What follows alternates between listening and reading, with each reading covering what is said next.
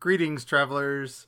Today we have a very special episode. I was granted a chance to talk to one of my favorite directors in Hollywood. He has directed over 100 movies, written and produced over 60 movies of those, and he's just an amazing talent. He's done movies you probably don't realize that you have seen, or if you do know who he is, you've seen them and you know exactly what you get. This man gives you some of the greatest films ever. I could go down the list. I would say most recently his big ones were Cobra Gator and Bigfoot or Bust and Attack of the 50-Foot Cam Girl. But he's known for classics like Murderbot, Killbots, Chopping Mall, and a lot of other classics. Not of This Earth, Transylvania Twist. I could go on and on about this. I could literally just read hundreds of movies that this man has done. But we got him for a special phone interview. He gave us a little bit of his time, and we finished this very quickly. I had a great chance to talk to him, and here it is in all its glory, the interview with the amazing Jim Wynorski. Hello, sir. How are you? I'm doing good. Good. I'm full now. Well, that's good. That's good. A plate of spaghetti and meatballs. Hey, can't go wrong with that. That's good stuff. So always. Anyway, I can now talk and chat. So go ahead. Great. What was the first question? All right. Well, thanks for coming on again. We really appreciate it. So the first question for the great Jim Wynorski is: you directed classics like Cobra Gator, Gila, and Piranaconda. So what is the one monster movie you wish you could make but haven't gotten the chance? You know, the one I almost made was a remake of Attack of the Crab Monsters. Oh, wow. Roger Corman called me up one day. He said, I think we should remake that. Have you got any ideas for a script? I said, well, I like the original.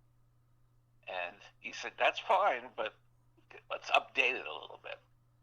So I went in and I updated it and made it as best as I wrote a script. And he liked it. And then at the last minute, he decided he didn't want to make it. Oh. And I felt very disappointed. Oh, man. I had gone through the trouble of writing the script, which I thought was really good. And it was very true to his original. But it had some more stuff in it that would have made it fun. And so that's the one. That's the one little, I guess, well, there's a couple moments in my career where I got disappointed. That was a big disappointment because I loved that film when I was a kid. Yeah, that's a classic. I loved that film.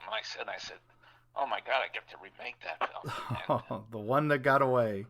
It's the one that got away. Yeah. All right. Well, our next question then would be, with the release of Bigfoot or Bust and, of course, Bigfoot Burgers, do you believe in Bigfoot? It's open to interpretation. I think that there's too much evidence from all kinds of places that something's out there. Okay? All right. But what it is still a big question mark. I mean, it goes all the way back to the Indians, back in the early 1700s, when the Indians were telling stories about this creature in the woods. So it's not something that was made up recently. It was made up back in the day. You know, I've done Bigfoot or Bust. That was kind of a joke movie, but it's been very successful because I shot it without a script. I shot it completely without a script. I hired all these girls, and I said, you don't have to think about what you have to say. Just have it come into your mind. I said, here's what the scene is about. Do it.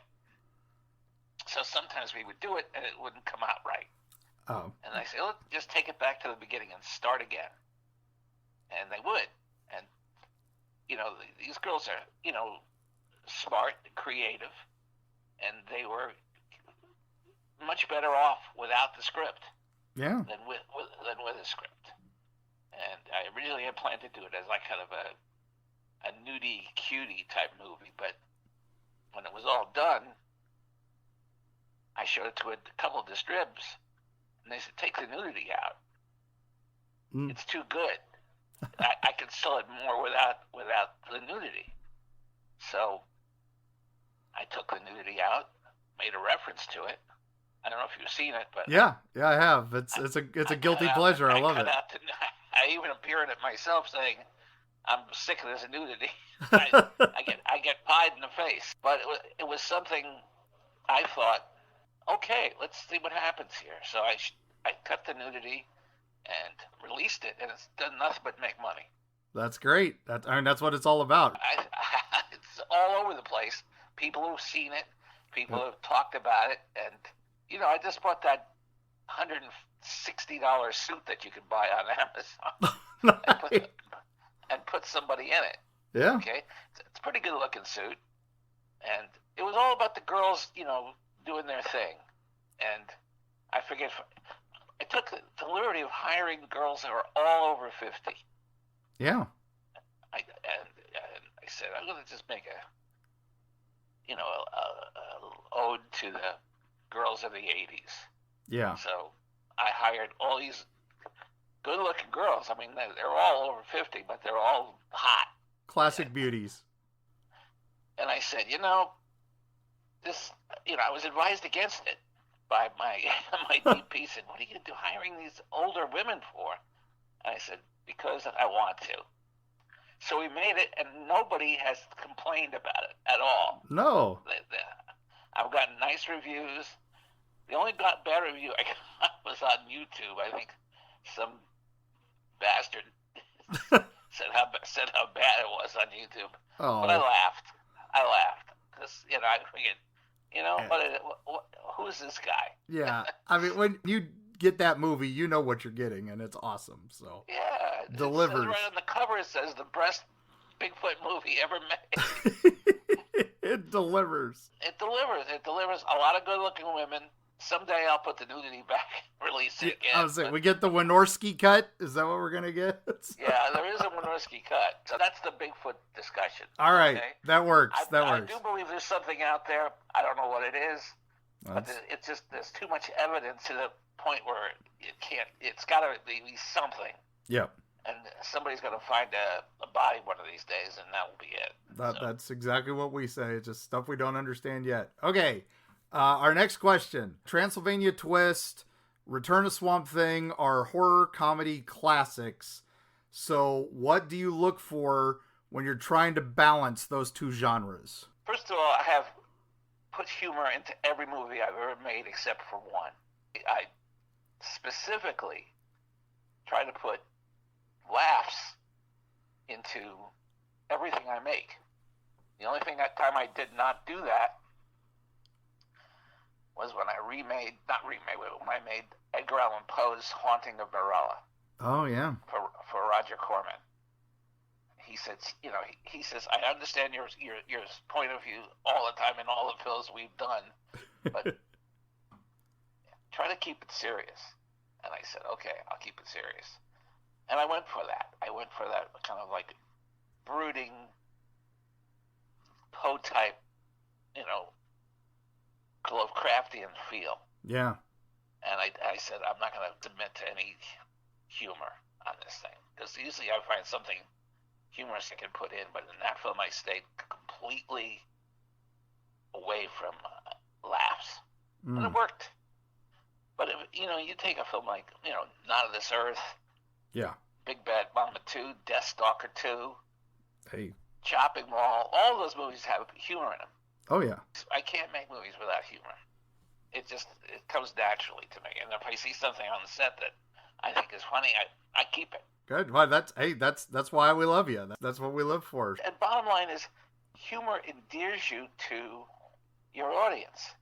If they're finding it funny, they're finding the characters funny. And when the characters are funny, you empathize with them and sympathize with them when things go bad. And I've always always felt that if you get to know the characters through humor before the shit hits the fan, then you got a success. Okay, so that's my thing on levity. Levity. Okay. Great. All right. So now with that in mind, okay, we got to go with which witch wins in a fight between the Bear Wench Project and the Witches of Breastwick. There are no witches in the Bear. Oh, that's true. Bear Wench Project. I mean, you could say that Julie Strain is, but that was another movie where I said, I'm not going to shoot this with a script. And I went out over a weekend, literally a weekend, a Friday, Saturday, and a Sunday, up north here a little bit into the mountains. And I shot this thing completely without a script. And it was so successful. And I'm not tooting my own horn here. It's like the movie cost like, I think it was like $10,000. Okay. Back in 98 or whatever I made it. It was a $10,000 movie. It was me, a cameraman, and some actors. And we didn't pay any permits, and we didn't do anything like that. And we made this movie, and it was like all made up on the spot. And I'm sitting there with some of the most beautiful girls ever, and we're having fun, going out at night drinking. It's all good. That's living the dream. Even if I lose $10,000 on this, I had a fucking great weekend. Okay. I love it. That's living the dream right there, man. That's living the dream. Exactly. So I had Julie K. Smith, I had Larissa McComas, Nikki Fritz. Oh man. Unfortunately, and Julie Strain. Yeah. I have more than half of them are dead now. I don't know what happened, but so anyway, we made it. Showtime bought it for like $80,000. Man, and they played that constant. Yeah, on a $10,000 budget, I made $70,000 the moment I got back. Nice. Okay. Plus, they had the DVD sales and everything else. I said, I'm making another one of these. So I think we hired 6 girls the second time and went out and shot the same movie. Yeah. And I brought Julie Strain back, but it was 6 new girls on part 2. Yeah. And we did part 3, part 4, and part 5. Man, yeah.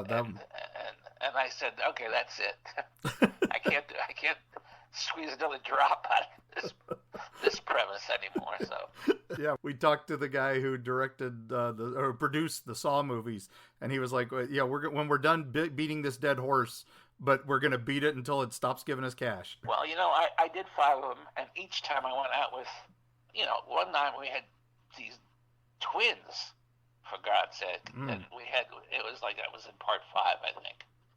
And each time we went out, it was for a weekend. And I said, holy Christmas. I should do this every week. Yeah, printing money. We love it. If I could afford it, I'd shoot one every weekend. Fantastic. Anyway, bottom line is, Witches of Breastwick was something I shot basically in the same area as Bear Wench Project. We shot in the same area, similar girls. I think we had Julie K. Smith as in both of them. And we had Monique Parent. We had... I don't know who else we had. I forgot. Stormy Daniels is in the first one. Oh, yeah. So that was an interesting trip, if you know what I'm saying. I think you do. I believe I do. Yeah. Right. Again, it was witches against wenches, but each time out, I had a good time. There you go. The audience wins, right? That's the key. That's always the key. Yeah. All right. So last question then. So you've directed Nessie in a movie. You've directed Killer Robots. You've had Naked Ghosts. You had a Winged Serpent. You've had Gargoyles. You've had Ghoulies. You had Muncy. You had Vampirella. So with all that, and you've got this draw to horror, do you have any experiences with any real world paranormal phenomena? Yes. Oh. I do. I certainly believe that there's something beyond human ken, as they say, that is out there. I've had some ghostly experiences. When we were shooting, I think Witches of Breastwick, as a matter of fact, we rented cabins in the woods. And one afternoon, I'm talking an afternoon, the sun was shining outside. Yep. And we had a cabin with these like antlers on the wall, just hung on the wall. They started moving. Oh. Well, it freaked the girls out. Okay? Yeah. They started moving, and I said, "What the fuck is doing that?" Okay? Mm. I said that moose is still alive. And on another set, I think it was Sorority House Massacre 1, Sorority House Massacre 2. We rented a house somewhere off the beaten path, and we were in the basement, and everybody felt uneasy. And there was a little room in the basement. If you walked to the room and stayed out of the room, you were fine. But if you put your body in that room, there was a huge humming sound. Okay, that you should have been able to hear if you were standing outside the room. Right. But only until you put your head into the room did you hear the sound. And then some crew member brought it to my attention. I said, "This is wild," because I stood on the, on the borderline of the room, and I heard nothing, just normal crew voices and stuff. And then I put my head in the room, and there was this huge vibrational sound, and everybody tried it. Everybody tried it. Of course. I said, "Guys, try this out, okay?" And everybody looked at me and said, "What the fuck is that?"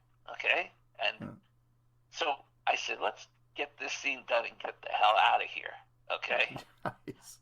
It's very interesting. Most people, feel like if they're gonna get haunted, they're gonna get haunted at midnight in the total darkness. Well, this was like, again, the afternoon. Yep. And there was a room where you only heard the sound if you stepped over the borderline into the little room. It was a sort of a bathroom with a sink and a shower. Wow.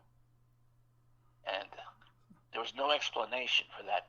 It sounded to me like someone was drilling. Like and I said, "Wow, you don't hear that. You don't have that happen too often."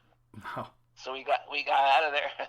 Never went back downstairs. Never went. Yeah, that sounds like my co-host Erika. She just nope, done. She's out. So. Well, yeah. So I've had some odd experiences with what people might consider ghostly apparitions and things, but those are the two I can tell you actually happened because I have tons of witnesses. Nice. The antlers moving. I want next thing we're going to hear is a moose, but we didn't. Nobody wanted to stay in that cabin that night. Oh, I can't imagine. I would have volunteered, but I know. Oh, I did. I said I can't. I paid for it. Someone's going to sleep here, so I did. I slept there, and it was interesting. I can tell you, it was interesting. All right. Well, thank you so much for your time. I appreciate it so much. We're big fans. Deathstalker 2, Duel of the Titans is the greatest sword and sorcery movie ever made. Period. So I will go to my. That was a great. I mean, I'll tell you this. I got one more story to tell you. All right. I got roped into doing that because I had just made Chopping World and it was a big success. And Roger Corman said, "I'm going to send you on a trip." And I said, "Where?" He said, "Argentina." I said, "Sounds great to me." And he gave me the script for Deathstalker 2, which I read that night and said, "This is the most awful script I've ever read." And I went to John Terlesky, who had just been in Chopping Wall, and I said, "Let's go do this, but let's do it our own way." So we rewrote the entire script while we were down there. Nice. And we turned it into, if you have a chance, go watch, oh God, what's the name? It Happened One Night. Yeah. It Happened One Night with Clark Gable. Yep. That's the film that inspired Deathstalker 2. I believe it. It's a great road trip movie. And I said, let's just do that, and put and do what they did with Clark, and I forgot the girl's name that was in it, but we did that movie, and because Monique Gabrielle was down there, we were able to, and she had these personas she could reach into and become a little cutie pie, and then she would walk off set, come back totally made up like the evil princess. Yeah. And since I did not have many actors there. The only actors I really had were John Lazar, Monique, and Queen Kong, I think I had there. And the rest of them were locals. So yeah, we had a damn fine time with that movie. Oh, I had Tony Naples, of course. Oh yeah, Tony Naples was going. I was going out with Tony at the time. Nice. And I said, "Come on down. I want to need a back rub once in a while." And she said, "Okay, I'll go." And we all got on a plane, and then we were going to do the Rocky. The Rocky scene from Rocky. And I called Roger, and he said, "How are you doing down there?" And I said, "Fine. Can you send the biggest lady wrestler you can find?" He says, "What's that for?" Because it wasn't in the original script at all. And I told him I have a great set because they had made it, and I said, "I just need I need her for a day." So he sent her, and he was happy with what he got out of that. So. Oh yeah, she was one of the gorgeous ladies of wrestling, and she was amazing.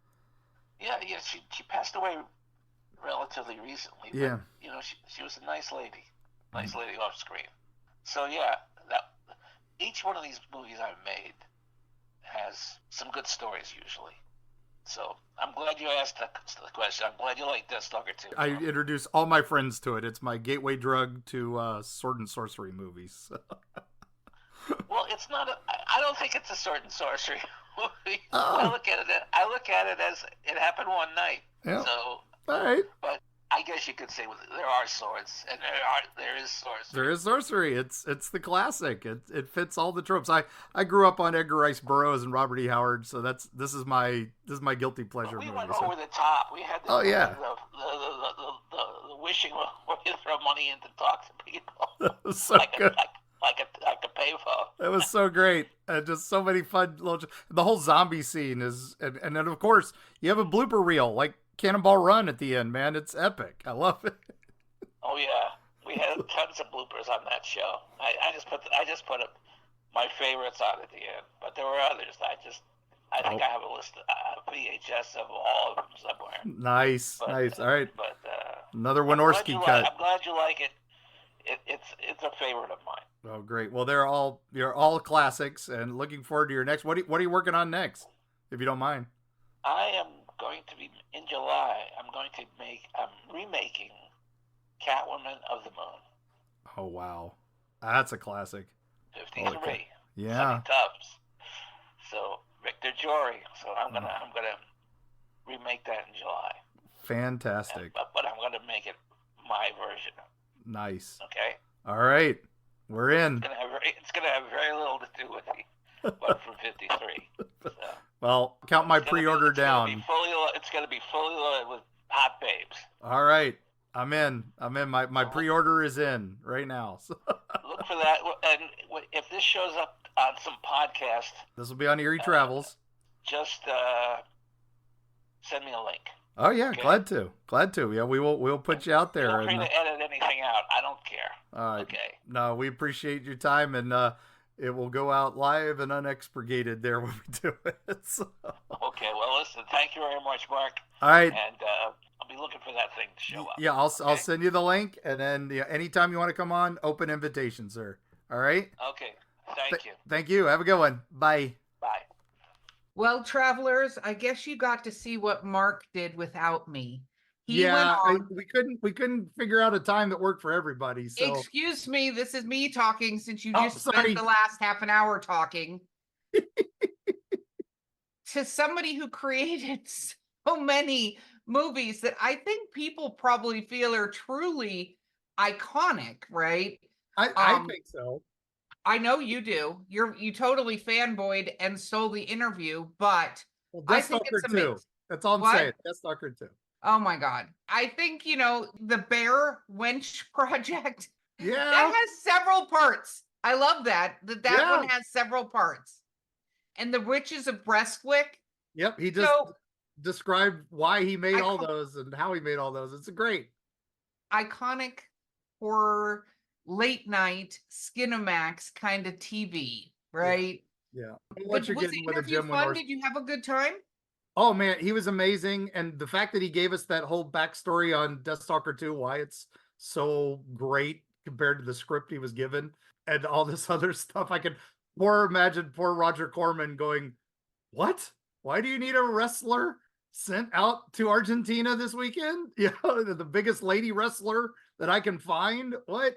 And it's incredible, these stories. And then his paranormal experiences that he was talking about. He's got a few more for us that he's going to tell another time. But man, that was a fun night. We had a lot of fun chatting, and he was like, "I'm going to give you 10 minutes. Let's do it." And then wound up going for 30. It was great. So, Well, I'm so glad you got to fanboy without me. And hopefully, fingers crossed, we'll get to have him on a full length episode. But travelers, we're glad we were able to bring you this surprise. And with that wonderful, wonderful Mark stealing it from me again, as we always say, I'm going to say this. If you're a partner on a podcast and you get the chance to talk to an amazing, cheesy horror icon that has brought so much laughter to so many people, just remember, travelers, that there's a podcast host that knows where you live and will come get you. And with that, I will see you on the other side.